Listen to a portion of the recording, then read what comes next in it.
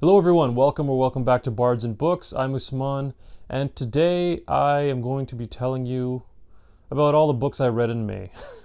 I read 3 books in May, so not the greatest reading month, but I figured instead of doing a wrap-up for May, I might as well just do a review of the books I read. So this will be a review for the Poppy War Trilogy by R.F. Kuang.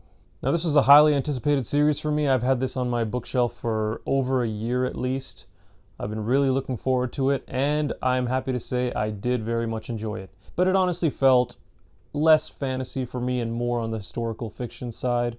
So that's just to give you an idea of where I'm coming from. But let's get into the series. So we'll start with the Poppy War. Now, there have been so many reviews for the Poppy War. I'm sure a lot of people know what it's about by now, but if you don't know what it's about the Chinese-Japanese conflict during World War II, the Sino-Japanese War, I believe it's called.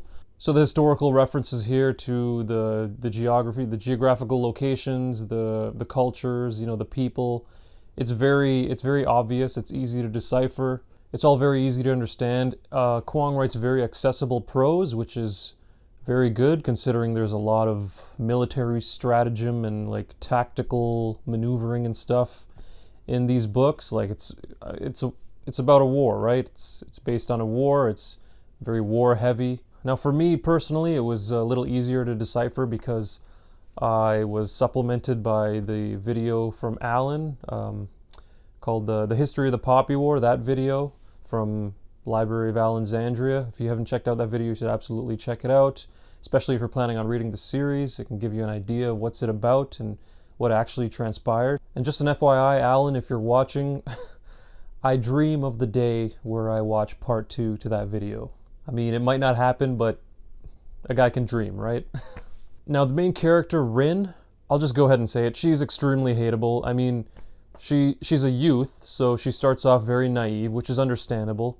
But she also is very rash and just develops a very power-hungry kind of personality. But she's just extremely frustrating to follow. I mean, she also makes tons of just really dumb choices. But the most important takeaway from this, and the thing that I can share with you the most, is the fact that this is an incredibly grim, dark series. Well, yeah, grimdark. I mean, the brutality here is just incredibly gut-punching. I can safely say this is the most brutal series I have ever read to date. I mean, the story here can go from normal, everyday struggles to, like, sick and demented scenes in a flash, and it'll really take you by surprise. I mean, much of the brutality here I would not have imagined had I not read it in the series, and there are definitely some very heavy, nihilistic undertones in this book. I mean, it's severe, it's brutal, not something for the faint of heart. Now, a major theme here is humanity. What is a human? And how much is too much, or how far is too far during times of great crisis? So we really explore that. It's, like I said, it's brutal. And this may be a super hot take, but I am of the opinion that if you're kind of curious, yes, absolutely read the first book, but if you're unsure of whether to continue or not, you don't really have to. Book 2 and 3 aren't really necessary. Just read book 1. I think book 1 is honestly the most powerful and the most impactful, well, for me at least. And yeah, I'm of the opinion if you're on the fence about it, you don't need to continue the series. Book 1 is enough. I, however, did continue. I had all 3 books already, and I was super pumped to read them, and I did read them. I'm glad I read all 3, but again, not for everyone. So that was the Poppy War, book 1. I gave it 4 stars. However, as I'm rethinking it and it's kind of marinating in my head, I'm leaning more towards the 4.5 star range.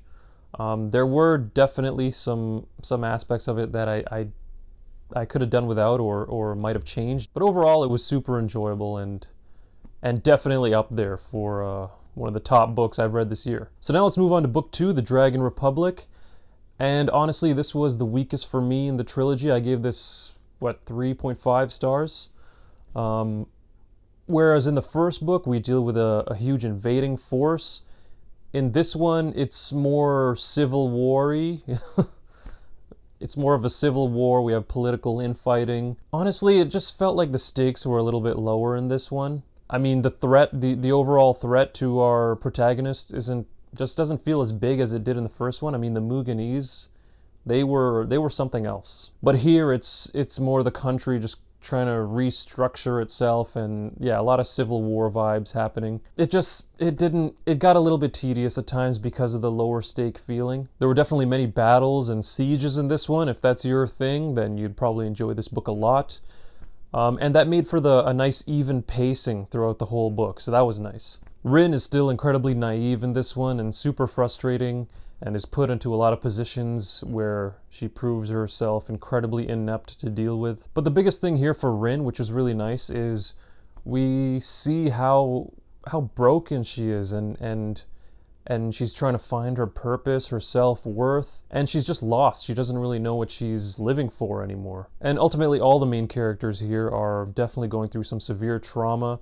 We're seeing how it's shaping them mentally, and how it's kind of like splintering and cracking them apart. But again, this series is really tough to get through if you're talking about how frustrating the main character is. I mean, in this one, Rin is incredibly whiny, she's petulant, she's disrespectful and really immature, just extremely hateable. It's hard to it's really hard to like her, and it's really hard to, I can see how a lot of people don't enjoy this or kind of DNF it or whatever because of Rin and how extremely unlikable she is. I mean, she's constantly screwing things up, and honestly, I felt as though she screwed up so much here that all her screw-ups kind of paved the way for the plot of Book 3 to take shape.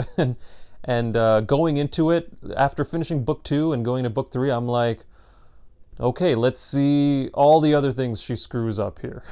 And now we get to Book 3, The Burning God, and I enjoyed this actually a lot more than The Dragon Republic. I gave this 4 stars, and here we get introduced to a new type of warfare, like a lot of guerrilla warfare, which was really cool. Now, Rin, of course, is the same as always, but we definitely see how far she's come and how jaded and how cold she's really become. It's very interesting to see. I mean, the never-ending abuse and torture she's been suffering through this whole time has really crescendoed, and we see exactly how cold and heartless she is, and how she's able to make the most brutal choices imaginable very swiftly, like without even thinking. Now, what I really liked from Book 3, apart from Book 2, is the fact that we're not following like large armies anymore. We're not traveling around and doing battles and that kind of thing. We are more closely following, just our select group of main characters that we, love for the most part now. And it just makes for a much more intimate reading experience, apart from Book 2, which is just something I enjoyed more. The plot twists in The Burning God definitely take you more by surprise as opposed to the first book.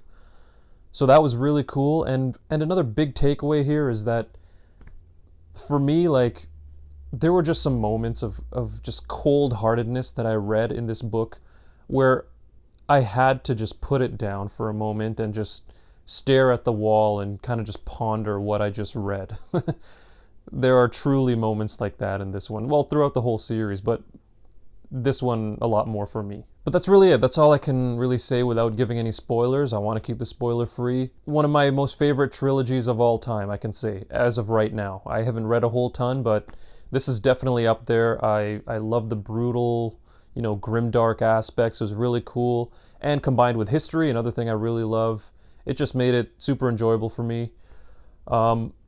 And sorry, I haven't even talked about the ending for The Burning God. So this wrapped up super nicely. It was magnificent. I thought that the ending was so tragically satisfying. I mean, it's very sad, but it's very satisfying at the same time. So that was cool. Again, 4 stars for The Burning God. And do I recommend this series? Well, first of all, if you think you can stomach it, yeah, give this series a shot, at least book 1. It can really open your eyes as to the brutality of warfare, and just, I mean, this is a reflection on real life, on humanity. And I've heard a lot of people say, and it rings true, real life can be much more cruel than these books. So, that's definitely something to take away. not the most positive, but it is what it is. Yeah, it can give you a new perspective. It can open your eyes. I don't know. If you think you can handle it, give these books a shot. They were great. I loved them. That's it. That's all I have for you today. Thank you so much for watching this review. I'll definitely be getting to more Grimdark stuff in the future. Go ahead and like the video if you liked it. Subscribe to the channel. And thank you so much for tuning in. I'll see you all next time.